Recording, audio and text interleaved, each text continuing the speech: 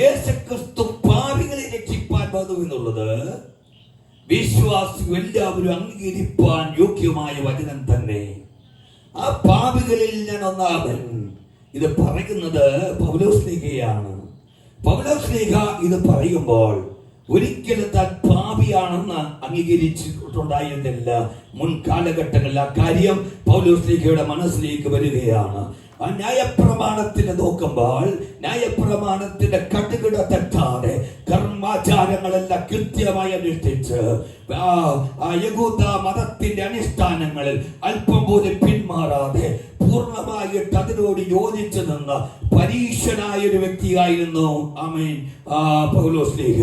മാത്രമല്ല യഹൂദ സുപ്രീം കോടതിയിലെ ജഡ്ജിമാരില് ന്യായാധിപന്മാരില് 70 പേരില് ഒരാളായിരിക്കുന്ന പൗലോസ് അപ്പോസ്തലൻ ശൗലായിരുന്ന കാലം കർത്താവിനെ കുറിച്ച് അറിയുന്നതിന് മുമ്പ് യേശു കർത്താവ് ഭാവികളെ രക്ഷിപ്പാൻ ലോകത്തിൽ വന്നുവെന്ന് എവിടെയെല്ലാം ആരെല്ലാം പ്രസംഗിച്ചിട്ടുണ്ടോ അവിടെയെല്ലാം ചെന്നിട്ട് ആളുകൾ പ്രസംഗിക്കുന്നവരെയും കേൾക്കുന്നവരെയും പ്രാർത്ഥിക്കുന്നവരെയെല്ലാം വലിച്ചെടുച്ചു കൊണ്ടുവന്ന് ആ തെരുവിലിട്ട് ചവിട്ടി അവരെയെല്ലാം മർദ്ദിച്ച് ചിലരെയെല്ലാം കൊന്ന് കാരാഗ്രഹത്തിൽ അടച്ച് അവൻ ജയാളിയായിട്ട് മുന്നോട്ട് പോയതായ ശൗൽ എന്നതായിരിക്കുന്ന പരീക്ഷ പ്രമാണി. അദ്ദേഹം പറഞ്ഞു, ഞാൻ പാപിയാണെന്ന് ആരാ പറഞ്ഞത്? ഞാൻ ന്യായപ്രമാണ പ്രകാരം അനന്യനാണ്, പരീക്ഷയിൽ നിന്ന് ജനിച്ച പരീക്ഷനാണ്. ന്യായപ്രമാണം എന്റെ അഭിമാനമാണ്. ഞാനൊരു യഹൂദനാണ്. യഹൂദ മതത്തിനെതിരായി സംസാരിച്ച യേശുവിന്റെ ശത്രുവാണ്. പക്ഷെ ദമാസ്കസിന്റെ ലോകത്തിലെ ഏറ്റവും പുരാതന തലസ്ഥാനമായ ദമാസ്കസ് പടിവാതിക്കൽ വെച്ച് സിറിയയുടെ തലസ്ഥാനമായ ഇന്നും സിറിയയുടെ തലസ്ഥാനമായ ഡമാസ്കസിന്റെ ഗേറ്റിന്റെ മുമ്പിൽ വെച്ച് ഇന്നും അതിന് പല ഗേറ്റുകളുണ്ട് ഡമാസ്കസിന്. അവിടെ വെച്ചുകൊണ്ട് കർത്താവ് പൗലോസിനെ തൊട്ടപ്പോൾ ശൗലിനെ മനസ്സിലായി ആ പാപികളിൽ ഞാൻ ഒന്നാമനാണ്. ഇന്ന് രാത്രി തിരുവചനം കേൾക്കുന്ന പ്രിയമുള്ളവരോട് എനിക്ക് പറയാനുള്ളത്, കർമാചാരങ്ങളല്ല നിങ്ങളെ രക്ഷിക്കുന്നത്. കർമാചാരങ്ങളുടെ പുറകെ പോയിട്ടുള്ള ഒരു വ്യക്തിയാണ് ഞാൻ. കർമാചാരങ്ങൾ അനുഷ്ഠിച്ചത് കൊണ്ട് രക്ഷിക്കപ്പെടുവാൻ സാധ്യമല്ല. പ്രിയമുള്ളവരെ, കർമാചാരങ്ങളുടെ ബലത്തിൽ നിത്യതയിൽ എത്തുവാൻ സാധ്യമല്ല, സ്വർഗത്തിൽ എത്തിച്ചേരുവാൻ സാധ്യമല്ല. കർമാചാരങ്ങൾ മനുഷ്യനെ ഒരു ചട്ടക്കൂട്ടിൽ മറച്ചിരിക്കുമ്പോൾ ഇന്ന് രാത്രി തിരുവചനത്തിൽ നിന്ന് എനിക്ക് വിളിച്ചു പറയുവാനുള്ള കാര്യം, ദൈവത്തിന്റെ പൈതലേ, നീ ആയിരിക്കുന്ന ചട്ടക്കൂടിൽ നിന്ന് നീ പുറത്തു വന്നുകൊണ്ട് യേശുവിലേക്ക് നോക്കിക്കേട്ട് നീ യേശുവിനോട് പറയണം, യേശുവേ, ഞാൻ പാപിയാണ്. ഞാൻ ഇതുവരെ ചെയ്ത ഒരു കർമാചാരങ്ങൾക്ക് എന്നെ രക്ഷിക്കുവാൻ കഴിഞ്ഞില്ല. ഇന്ന് വരെ ഞാൻ ചെയ്ത യാതൊരു വിധമായ കർമാചാര പ്രാർത്ഥനകൾക്ക് എന്നെ രക്ഷിക്കുവാനായി കഴിഞ്ഞില്ല. ഞാൻ ഇന്ന് പാപിയായി തുടരുകയാണ്. അന്ന് എന്റെ പാപത്തെ ക്ഷമിച്ച് എന്നെ ആമേൻ രക്ഷയുടെ അനുഭവത്തിലേക്ക് ആനയിച്ച് അങ്ങനെ ഹൃദയത്തിൽ വസിക്കണം. Praise the Lord. Praise the Lord. Praise the Lord. Hallelujah. പൗലോസ് പറയുന്ന പാപികളിൽ ഒന്നാമനാണ്. ആ തിരിച്ചറിവ് ഒരു പുസ്തകം വായിച്ച് ലഭിച്ച അറിവല്ല അദ്ദേഹത്തിന്.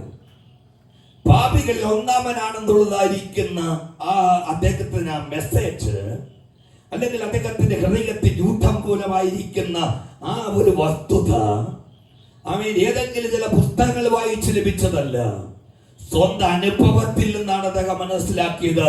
ആ പാപികളിൽ ഒന്നാമനായിരുന്നു. എന്നാൽ എന്റെ പാപത്തെ പൂർണ്ണമായി ക്ഷമിച്ചു തന്ന എന്റെ കർത്താവായ യേശു കർത്താവ്, ആ യേശു കർത്താവിന് വേണ്ടി AD 67 നീറോയുടെ വാളിന്റെ മുമ്പില് നീറോയുടെ ആരാച്ചാറിന്റെ വാളിന്റെ മുമ്പിലേക്ക് തല വെച്ചു കൊടുത്ത് കർത്താവിന് വേണ്ടി രക്തസാക്ഷിയായ പൗലോസ് അപ്പോസ്തലൻ, അദ്ദേഹത്തിന്റെ ഒരു സ്റ്റേറ്റ്മെന്റ് ആണ്, അദ്ദേഹത്തിന്റെ ഒരു വാക്കാണ്, അദ്ദേഹത്തിന്റെ ഒരു സന്ദേശമാണ് ഇത്.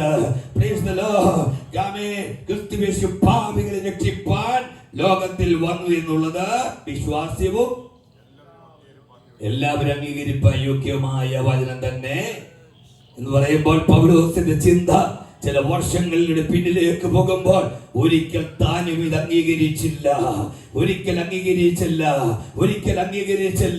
പക്ഷേ യേശു കർത്താവിനെ കണ്ടപ്പോൾ മനസ്സിലായി, താൻ പാപികളിൽ ഒന്നാമനാണ്. തന്റെ പിന്നിലുള്ള കാര്യങ്ങൾ, തന്റെ പിന്നിലുള്ളതായിരിക്കുന്ന പ്രവർത്തികൾ, തന്റെ മനസ്സിലേക്ക് കുറ്റബോധം എല്ലാ കാലത്തും നീറി നിറഞ്ഞിരുന്നു. ഇന്ന് രാത്രി കുറ്റബോധത്തിലായിരിക്കുന്ന പ്രിയമുള്ളവരോട് എനിക്ക് പറയുവാനുള്ള സന്ദേശം, യേശു ക്രിസ്തുവിലേക്ക് നോക്കുക. കുറ്റബോധത്തെ മാറ്റിക്കിട്ട് സമാധാനം തരുന്ന ഒരു കർത്താവ്, കുറ്റബോധത്തെ മാറ്റിക്കിട്ട് സന്തോഷം തരുന്നതായിരിക്കുന്ന ഒരു കർത്താവ്.